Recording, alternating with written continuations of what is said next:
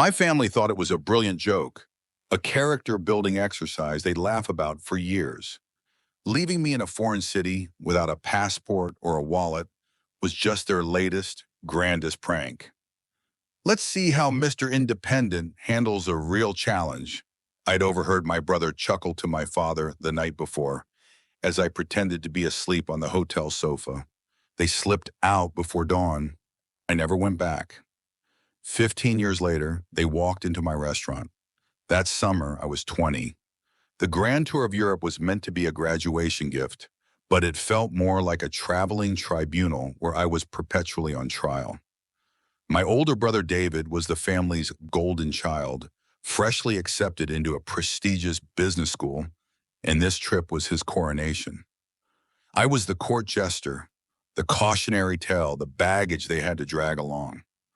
Our father, a man who viewed life as a series of acquisitions, never missed a chance to highlight David's successes against the backdrop of my perceived failures. My mother, a professional peacemaker, smoothed things over with weak smiles and pleas for everyone to get along, which always meant I was the one who had to yield. The entire trip had been a masterclass in my own insignificance. In Paris, David had accidentally spilled a glass of red wine on the one decent shirt I owned just before a fancy dinner, forcing me to wear a tourist t-shirt that earned my father's sneers all evening. In Prague, my father had loudly compared David's insightful comments about the architecture to my vacant stare, asking if I was capable of a single profound thought. I wasn't staring vacantly. I was trying to disappear. The final stop was Rome. The eternal city felt like the end of the line. That morning, I woke up to a silence that felt heavy, unnatural. The usual hum of the hotel room, my father's booming voice on a business call, my mother's anxious rustling, was gone. Their beds were perfectly made. Their luggage vanished. A cold dread, a feeling I knew as well as my own heartbeat, began its slow crawl up my spine. I checked the bedside table where I'd left my things. My wallet was gone. I tore through my jacket pocket, my hands starting to shake. My passport was gone. Then I saw it. On the bathroom mirror, scrawled in my mother's bright red lipstick, were the words, "See you at the embassy, darling, D." David's initial. It was a final, cruel flourish. My first thought was raw, unadulterated terror. I was a ghost in a city of stone and ghosts, with no money, no identification, and an Italian vocabulary that consisted of menu items. I stumbled down to the hotel lobby, my voice cracking as I tried to explain the situation to the concierge. He was a man who had seen everything. He gave me a look of practiced pity, a small sigh, and pointed at me in the vague direction of the American embassy. I walked for what felt like hours, the Roman sun, a merciless hammer. The chaotic beauty of the city was lost on me. The vibrant chatter, the Vespas buzzing like angry bees, the scent of espresso. It was all just noise, a backdrop to the screaming monologue in my head. With every step, a highlight reel of a lifetime of humiliations played on a loop. David, at age 12, convincing me to climb a tree and then taking the ladder away. My father, on my 18th birthday, telling me I was his greatest disappointment. My mother, handing me a towel to clean up a mess David had made, whispering, "Just be the bigger person, dear." This wasn't a prank. A prank is funny. This was a culling. They were cutting me loose from the herd to see if the wolves would get me, all so they could prove I was as weak as they always said I was. I finally reached the street across from the embassy. I saw the American flag, a symbol of rescue, of a way back. And as I stood there, sweating under the oppressive sun, I made a choice. I could walk through those gates, endure the bureaucracy and the pitying looks, and inevitably be returned to them. I could already hear David's triumphant laughter, my father's smug, "I told you so." I would become the punchline to the best story they'd ever tell, or I could become a ghost for real. I turned my back on the flag and walked away. That first night, I slept on a cold stone bench in a forgotten corner of a park, my stomach a tight knot of hunger and fear. For 2 days, I was invisible, drifting through crowds, drinking from public fountains. On the third day, propelled by a hunger so sharp it felt like a physical blow, I wandered into the tangled, ivy-choked streets of Trastevere. I saw a small restaurant, Trattoria da Sofia, a warm light spilling from its door. A faded, handwritten sign was taped in the window. Aiuto cercasi, help wanted. I pushed the door open. The sudden shift from the bright, chaotic street to the dim, warm interior was like stepping into another world. It smelled of simmering tomato sauce, roasting garlic, and old wine soaked into wooden beams. A handful of patrons were finishing their late lunches, their quiet chatter a gentle hum beneath the clatter of plates from a kitchen I couldn't see. Behind the small counter stood an old woman, her face a mask of stern indifference carved from granite. Her hands resting on the counter were permanently stained with the faint orange of a million tomatoes. She didn't smile. She just looked me up and down, her dark eyes missing nothing, the dirt on my jeans, the desperation in my posture, the foreignness of my features. Her name, I would learn, was Sophia. My Italian was a disaster, a clumsy collection of memorized nouns and frantic gestures. Lavoro, I managed to get out, my voice raspy. I pointed to myself, then to the floor, to the dishes, to anything. Per favore, lavoro, please, work.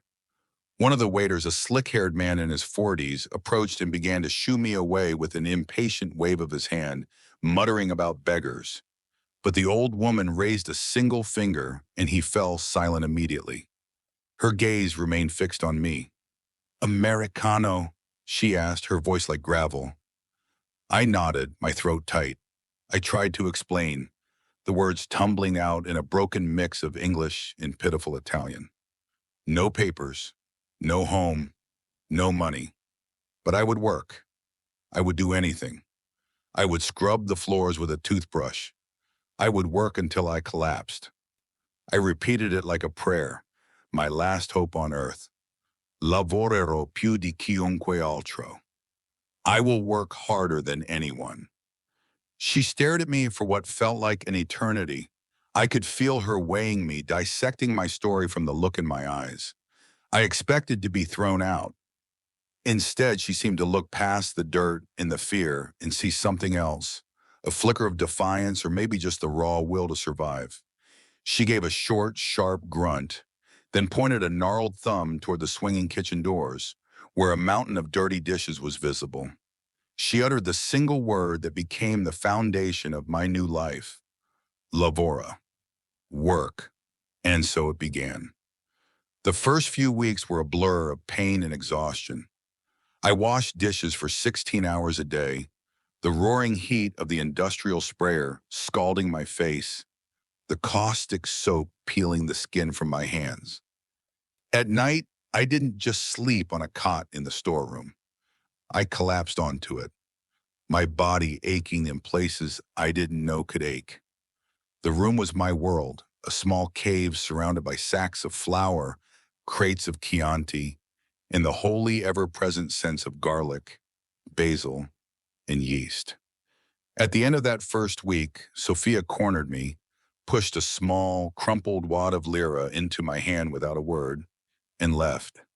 It wasn't much, but to me, it was a fortune. It was proof that I existed.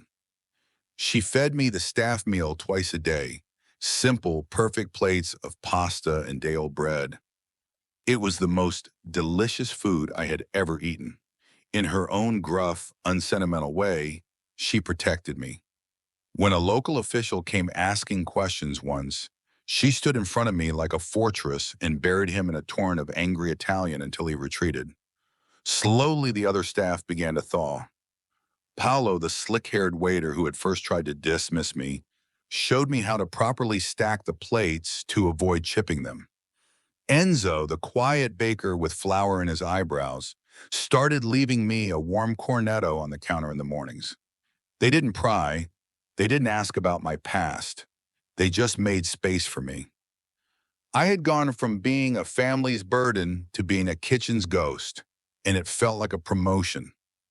My education was harsh and swift. After 6 months in the dish pit, Sophia dragged me out and handed me a knife and a crate of onions. Guarda, she commanded. Watch, she showed me once, her movements a blur of efficiency. My first attempts were clumsy, my eyes streaming. She would smack my hands, rearrange my grip, and yell, "Again, faster! Do you want to die of old age peeling onions?"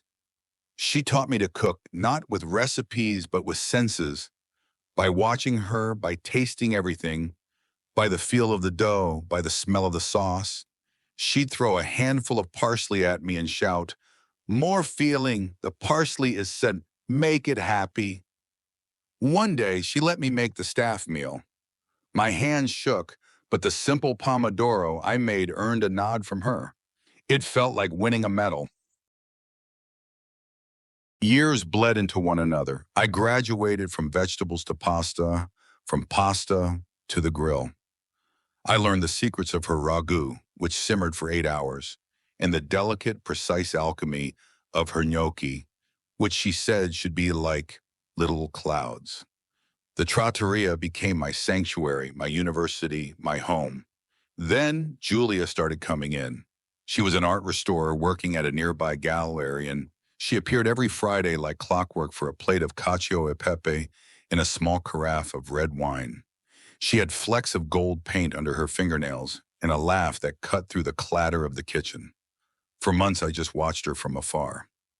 One day, she complimented my cooking to Paolo, and he, in a rare act of mischief, dragged me out of the kitchen to meet her.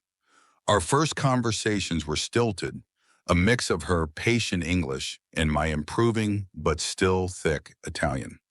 We argued about Caravaggio and modern art. She didn't ask about the family I never mentioned or the haunted look I sometimes got in my eyes. She was interested in the man who was learning to make food with happy parsley. Our first date was a walk through the city after my shift, ending at dawn at the Trevi Fountain. She showed me her Rome, the one hidden from tourists. I showed her my world, the small universe contained within the walls of the trattoria. Her laugh became the best sound I had ever known. Sophia's health began to fail. She moved more slowly, the fire in her eyes banking to a soft glow. She started spending her days at a corner table, just watching. She watched me manage the staff, handle the suppliers, and charm the customers. She watched me become the heart of her kitchen. One evening, after the last customer had left, she called me over. She placed her wrinkled hand over mine and told me the restaurant was mine. It wasn't a question, it was a testament. It was a shock, a terrifying burden, and the greatest act of faith anyone had ever shown me. I wept right there in the empty dining room. We kept the name for a year in her honor. After she passed, Julia convinced me to change it. We renamed it Liam's. It felt both arrogant and right. Julia and I were married in the small, wisteria-covered courtyard behind the kitchen, surrounded by our real family, Paolo, Enzo, and the rest of the staff. Soon our daughter was born. We named her Sophia. 2 years later, our son, Marco, arrived. My life became loud, messy, and overflowing with a chaotic, brilliant love I had never known was possible. It was a life built on the foundations of hard work, garlic, and the single life-altering word uttered by a gruff old woman to a desperate boy.